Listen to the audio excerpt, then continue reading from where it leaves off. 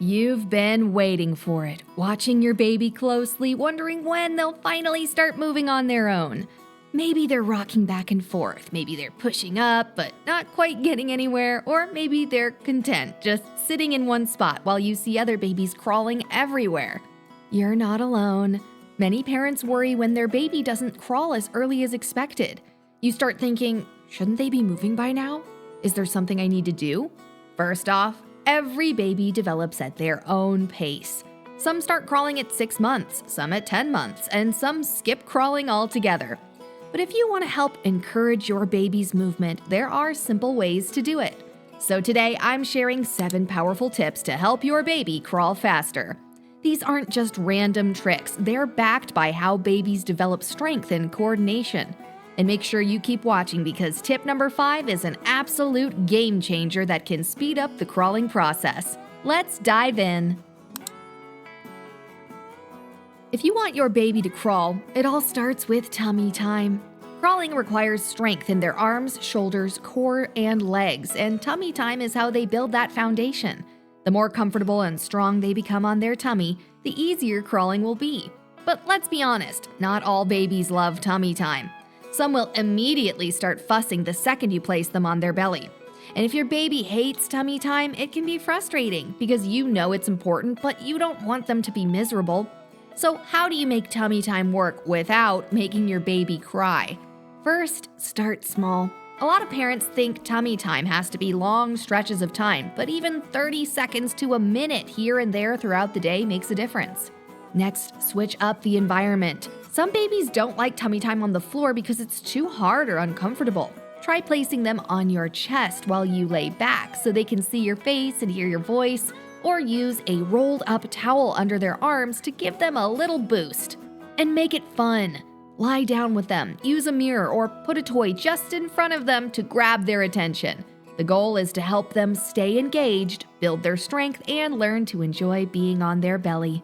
If you stick with it, tummy time will help strengthen the muscles your baby needs to start crawling. But there's something else that could actually delay their crawling progress, and most parents don't even realize it's happening. If you've ever seen your baby sitting with their knees bent, feet turned out, and legs forming a W shape, you've seen the W sit. It's super common. Babies naturally sit this way because it feels stable. But here's the problem. It doesn't engage the core and hip muscles that babies need for crawling. In this position, their legs do most of the work, keeping them upright, meaning their core and hip muscles aren't getting as much exercise. And since those are the exact muscles needed for crawling, babies who spend a lot of time in the W-sit may take longer to start moving forward. If you notice your baby sitting in this position, try gently shifting their legs into a cross-legged or side-sitting position instead. It might take some getting used to, but over time, these other sitting positions help build strength and make crawling easier. And here's another way to help.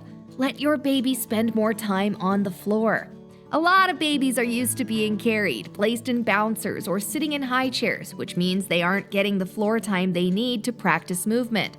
The more free play time they have on the floor, the more opportunities they'll have to build coordination and balance.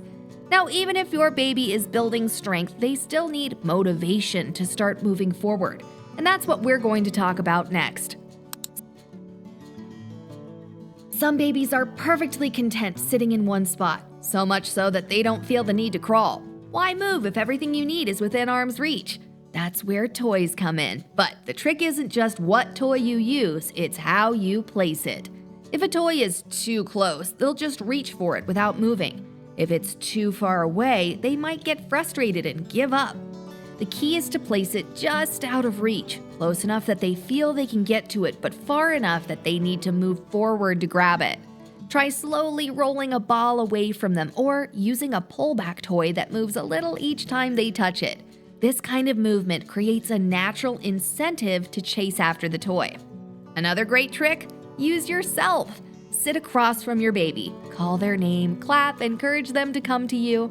Babies naturally want to connect to their caregivers, and sometimes you're the best motivation they have to start crawling. But what if your baby wants to move forward but can't quite figure out how? That's where the next tip comes in, and it's one of the fastest ways to help them understand the crawling motion.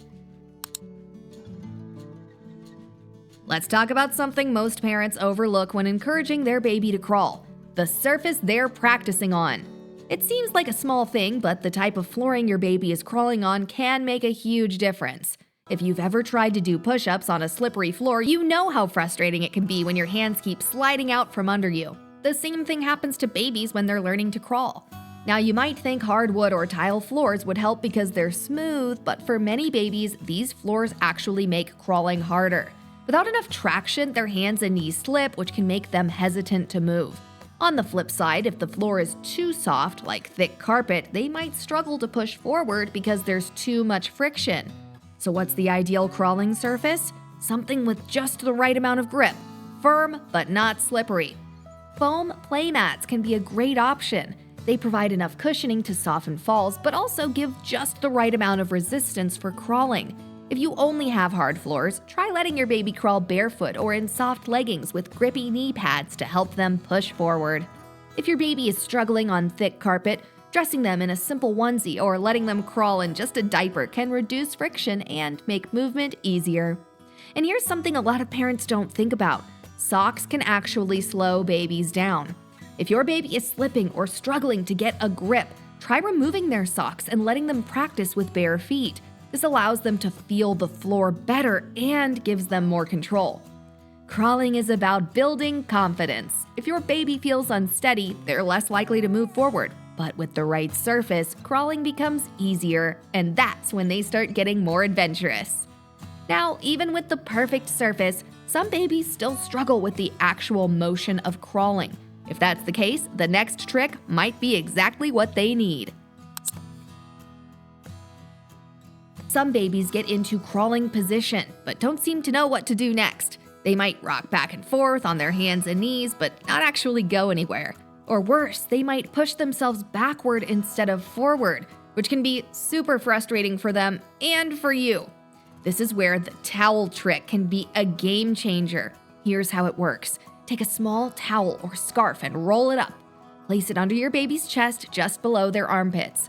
Gently lift just a little so their weight is slightly supported. What this does is reduce the effort needed to hold themselves up, making it easier for them to focus on the motion of crawling. Think of it like training wheels for crawling. It helps them feel what the movement is like without the full struggle of supporting their own weight. The first time you try this, your baby might not understand what's happening right away. That's okay. Start with short, playful sessions where you help guide their movements. You can even place a toy in front of them to encourage them to reach forward while you support their weight with the towel. After a few practice rounds, start reducing the amount of lift you're providing. The goal is to gradually shift the work back to your baby as they build strength and coordination. With time, your baby will get the hang of the motion, and soon enough, they won't need the towel at all. Instead of rocking back and forth or scooting backward, they'll finally start moving forward on their own. But what if your baby isn't even trying to crawl yet? What if they seem totally content sitting still or just rolling around? That's where the next tip comes in. Some babies take to crawling right away. Others, not so much. Instead of getting up on their hands and knees, they might prefer to scoot on their belly or roll across the room to get where they want to go. And when this happens, a lot of parents worry. If my baby isn't crawling, does that mean something is wrong? The good news is, not at all. Every baby develops movement skills in their own unique way. Some will start with traditional hands and knees crawling, while others find their own creative ways to get around. In fact, some babies skip crawling entirely and go straight to pulling up and walking. But if you want to encourage crawling, there are a few things you can do. First, try changing how you place toys. If your baby always rolls to get a toy, instead of placing it directly in front of them, put it slightly to the side. This forces them to shift their weight in a different way, which can help encourage them to get onto all fours. You can also create small obstacles to make rolling less effective. Place a pillow or a rolled up blanket in their path so they have to find another way around it. This encourages weight shifting, balance, and coordination, which are key skills for crawling. But here's the thing, movement is movement.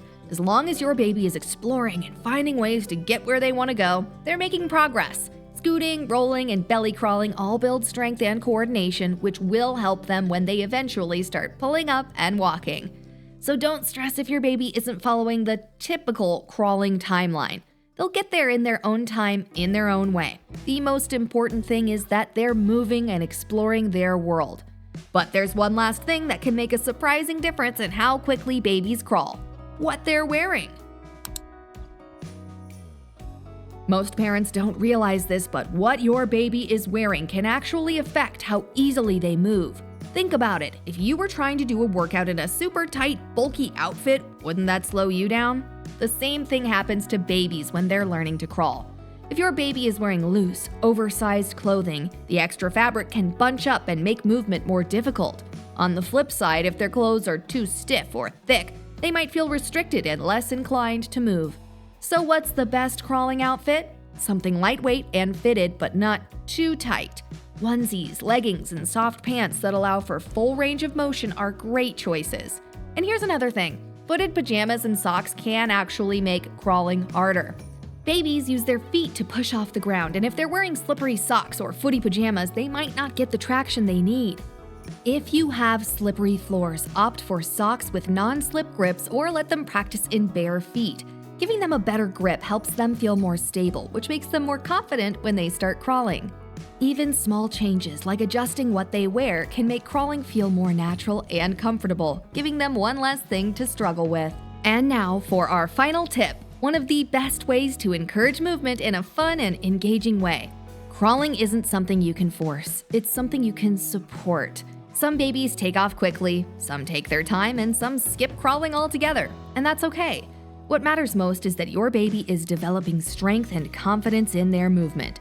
The best thing you can do? Encourage exploration, create opportunities to move, and make it fun. So which of these tips do you think will help your baby the most? Let me know in the comments. And if you found this helpful, make sure to subscribe for more practical parenting tips every week. You're doing an amazing job. See you next time.